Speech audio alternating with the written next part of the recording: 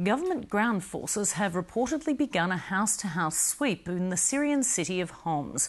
According to activists, more than 100 people have been killed there in the last 24 hours. There are also reports tonight of 2 explosions outside military bases in Syria's second-largest city, Aleppo. Australia's Syrian community is becoming increasingly anxious as the violence in their homeland escalates. Amy Bainbridge reports, and a warning: you may find some of these images disturbing.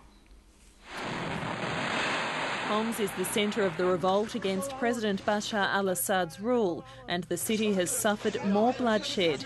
The Syrian army has used mortar and rocket attacks to try and crush rebel forces. Still, there could be worse on its way. I fear that the appalling brutality we are witnessing in Homs, with the heavy weapons firing into civilian neighborhoods, is a grim harbinger of wars to come. A world away from the violence, Sydney's Muslim community gathers for Friday prayer at the Lakemba Mosque. Here they pray for the situation in Syria to improve. So please, we need support in Syria. People need support. Was that prayer, was that quite touching, what happened in there? It is. Like, a lot of people scream. I've seen people myself crying. It's very touching. It's quite stressful. At the end, there is a special prayer for the Syria and Syrian people, and to be finished from the tyrant regime. I mean, that he's the worst regime ever. Mohammed Al-Hamwi grew up in Homs and can hardly believe what has become of his hometown. He hasn't been able to contact his family for a week. I have family there, my mother, and I have 5 sisters and 4 brothers. One of them was shot, 3 bullets in his stomach, and he was okay. They saved him, but is still in critical position.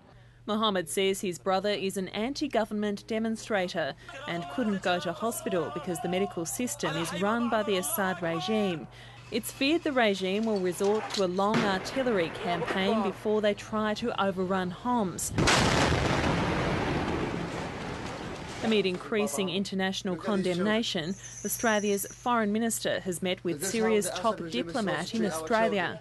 I was very blunt with the Syrian representative, and what I said was the actions by the Syrian regime in murdering its own people was unacceptable and in violation of international law. There are demands for the Australian government to take a stronger stand. I've got a lot of Syrian people here. Can't believe until now we have the embassy open here for the regime. Please, Foreign Minister, Mr. Kevin Rudd, please shut it down and kick him out. The world is watching, and especially United Nations, they are playing games. It's a human lives going on in Syria. It's not a movie, it's not Hollywood. It's a reality. If every day is people dying and people watching. For now, people here hope for the safety of those unable to leave a country in crisis. Amy Bainbridge, Lateline.